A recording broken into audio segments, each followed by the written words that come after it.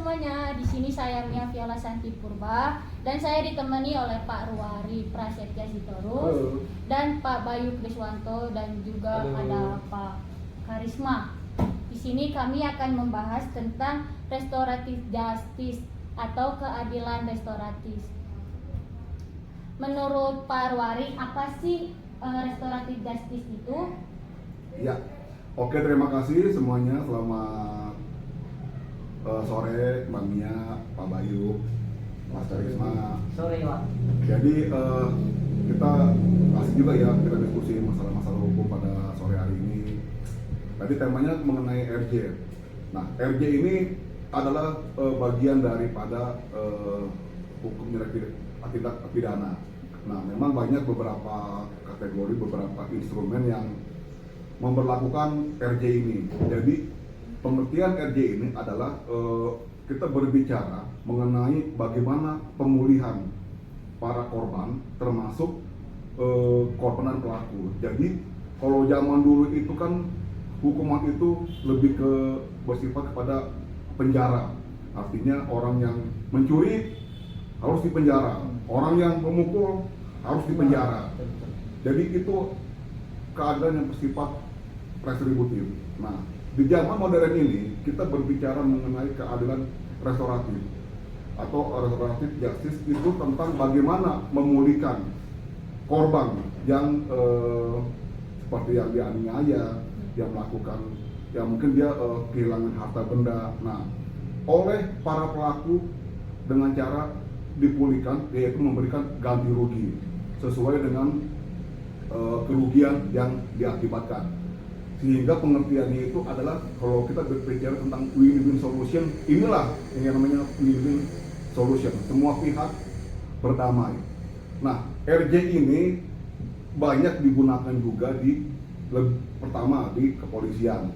Nah, juga ada di tingkat kejaksaan, juga ada di pengadilan. Nah, ini beberapa hal yang biasanya sering digunakan untuk RJ. Nah, dasar hukum RJ ini ada nggak? Ada. Nah, itu dasar hukumnya itu adalah di KUHP hukum pidana itu di pasal 310. Itu ada di situ. Lalu juga ada di kitab undang-undang hukum acara pidana di pasal 205 juga ada di situ. Lalu juga ada melalui peraturan Kapolri atau melalui Perpol nomor 8 tahun 2021 juga di situ diatur mengenai RJ. Lalu juga ada juga di peraturan Mahkamah Agung dan di tingkat kejaksaan itu juga ada RJ di situ dilakukan. Sehingga apa? Sehingga RJ ini adalah sebuah pemulihan itu bisa tidak hanya berbicara mengenai orang dewasa. Itu awalnya memang berbicara tentang tindak pidana anak. Nah, ini banyaknya di sana. Lalu juga ada tindak pidana perempuan, juga ada penganiayaan, ada narkoba juga ada di situ, lalu juga ada tindak pidana lalu lintas. Nah, umumnya juga ini banyak berbicara mengenai tindak pidana ringan atau kita kenal dengan namanya tipiring. Jadi syarat dari RJ ini adalah tidak menimbulkan keresahan di masyarakat, kecuali kalau misalkan seperti tipikor, itu teroris, itu nggak bisa, itu nggak berlaku. Jadi lebih banyak ke tindak pidana ringan atau tipiring. Itu dasar-dasar hukum yang ada di RJ. Ya mungkin itu ya secara singkat dan garis besarnya. Nanti kita bisa diskusi panjang lebar jika ada pertanyaan dan lain sebagainya. Oke, mungkin sekian Pak Mia. Terima kasih. Terima kasih Pak Ruari. Di sini saya akan menanyakan kepada Pak Bayu, apa sih persyaratan umum dalam restoratif justice itu? Selamat sore kepada Pak Ruari, Mbak Mia dan Mas Karisma. Selamat sore.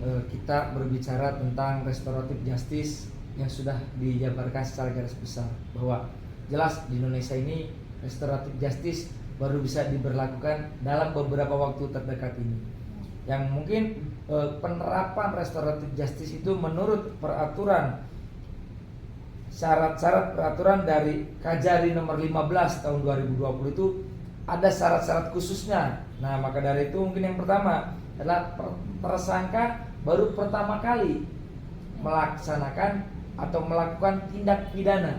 Itu yang pertama. Itu syaratnya yang pertama. Yang kedua,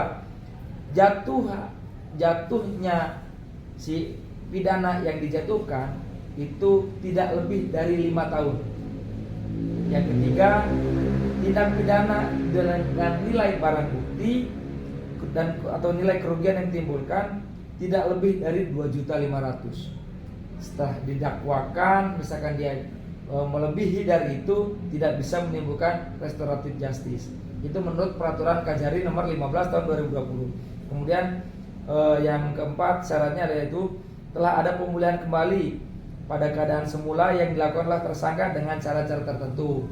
Mungkin seperti yang dijelaskan sama rekan kita Pak Ruari, bahwa si tersangka mengadakan suatu ganti rugi. Berapapun nominalnya tidak usah disebutkan, yang penting ada kesepakatan kedua belah pihak antara tersangka dan si korban. Apabila tersangka tersebut menerima dan si korban tersebut menerima dengan hasil yang disepakati, itu bisa diterapkan restoratif justice. Kemudian daripada itu berbicara tentang penerapan restoratif justice itu sendiri ada di peraturan kepolisian nomor 8 tahun 2021. Nah, itu ada 2 persyaratan, yaitu persyaratan pertama persyaratan material dan kedua persyaratan formil. Persyaratan material yang pertama itu tidak menimbulkan keresahan seperti yang disebutkan tadi oleh rekan kita. Terus yang kedua adalah tidak berdampak pada konflik sosial. Apabila itu terdampak pada konflik sosial, menimbulkan keresahan, itu tidak akan bisa menimbulkan yang namanya restoratif justice. Syarat yang ketiga adalah tidak berpotensi memecah belah.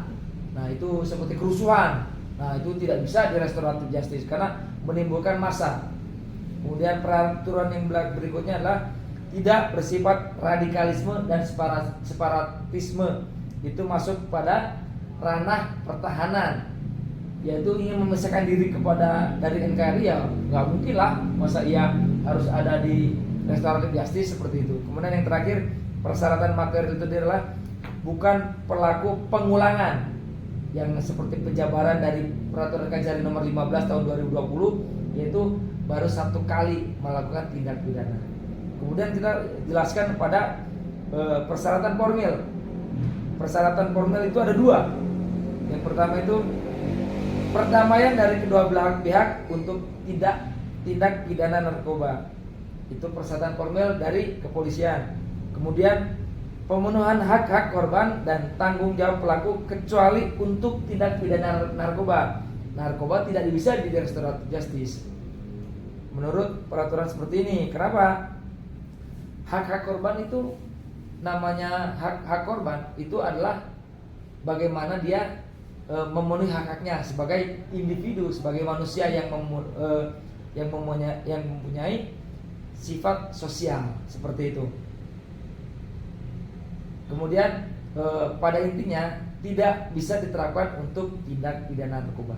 Mungkin seperti itu dari persyaratan-persyaratan yang sesuai dengan dasar yang pertama dari peraturan Kajari nomor 15 tahun 2020 dan peraturan kepolisian nomor 8 tahun 2021, begitu babnya. Ya, terima kasih Pak Bayu. Di sini saya akan menanyakan kepada Pak Karisma bagaimana cara penerapan restoratif justice dalam hukum pidana. Ini tampaknya perbincangan kita ini sedikit meluas ya. Seru ya. Seru ini. Di sini ada minuman teh, kopi. Oh, gimana kita kalau Boleh, kita seru betul ya. Kopi dulu. Kan biar Kopi. habis hujan nih kan. Wih, Memang kalau diskusi hukum ini, kalau nggak ada minuman panas ini Wah, kurang Pak. mantap ya. Iya.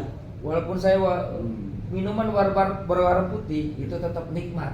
Tapi ini 0% ya. 0%. Ya, kembali lagi Pak, saya istilahnya pendapat saya mengenai penerapan restoratif justice di Indonesia tentang pidana itu sama seperti Pak Ruari sampaikan, sama Pak Bayu sampaikan. Sebenarnya sih semua itu sama, cuma penerapannya di konteks pidana itu lebih konkret lagi. Contohnya kalau di pidana bisa untuk perempuan, bisa untuk anak, untuk kepolisian juga bisa. Intinya itu yang tindak pidana ngelakuin tindak pidana cuma 1 kali, tidak bisa untuk 2 kali atau 3 kali, dan tidak bertoleransi untuk narkotika, kejahatan apapun yang termasuk narkotika tidak bisa di restorasi justice. Dan penerapannya untuk pidana di masyarakat Indonesia itu ya ada kedua belah pihak atau saksi di lapangan tersebut dan bisa diperdamaikan asal kedua pihak itu ikhlas atau lapang dada. Jika ada kerugian material itu bisa diganti rugi dan tidak ada di kemudian hari atau ada gap lagi atau ada permusuhan lagi. Istilahnya tentang pidana itu tidak bisa semua itu harus ini kesalahan ini dipidana, salah ini dipidana, tidak. Indonesia udah modern, dilihat dari kesalahannya atau ini baru masih anak muda, ini masuk beberapa kali enggak tindak pidana gitu maksudnya.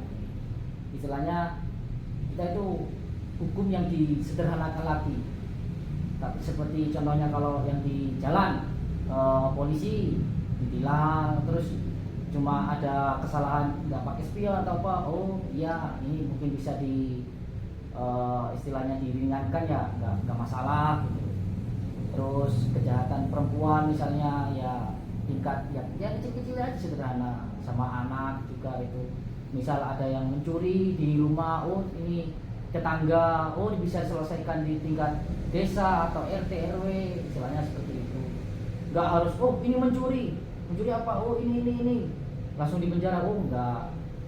Restorasi justice itu sebenarnya enak kalau kita tuh mengetahui atau penerapan di lapangan itu intinya kedua belah pihak itu mau dan nggak ada yang dirugikan serta masyarakat itu kondusif, nggak ada nanti istilahnya kecemburuan sosial, ini berarti ini enak-enak, nggak apa-apa. Yang penting tindak pidana itu nggak seluruhnya harus di penjara atau apa ya. Mungkin itu Mbak Mia penjelasan saya. Ya Bapak, berarti kesimpulan dari restoratif justice itu di Indonesia itu tidak semata-mata harus adanya hukuman penjara. Enggak seluruhnya Mbak. Tetapi bisa juga secara mediasi Iya. atau juga berdamai antara kedua belah pihak. Yang penting adanya persetujuan Iya betul. Iya.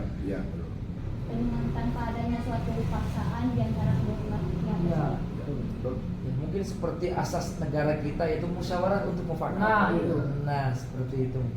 Seperti kayak Indonesia itu kan, kenapa kok ada Bhinneka Tunggal Ika, berbeda tetap satu. Meskipun banyak masalah, kalau bisa disatuin, damai bisa. Iya, karena memang tadi udah disampaikan oleh Pak Bayu dan Mas Karisma juga dari Mbak Mia, memang betul. Jadi kita lebih mengutamakan musyawarah dan mufakat. Artinya win-win solution. Selama pelaku bersedia untuk memberikan semacam ganti rugi, baik itu material ataupun non material, itu kenapa? Apakah di penjara itu akan memberikan solusi? Enggak juga. Nah, tadi yang cuma dengan catatan beberapa, nggak semua ya, ada beberapa yang tadi disampaikan. Nah, itu kan yang penting semua kita melaksanakan nilai-nilai Pancasila, selain mufakat yang terima juga keadilan sosial, artinya kita berkeadilan. Yang penting ada ganti rugi, semua pihak juga bersedia untuk bermusyawarah. Ya, itu yang kita utamakan. Ya, Oke, terima kasih Mbak Mia. Ya, terima kasih Bapak-Bapak bahwa kita telah mengetahui bagaimana tentang penerapan restoratif justice. Demikian dari kami. Terima kasih, selamat sore. Terima kasih. Terima kasih.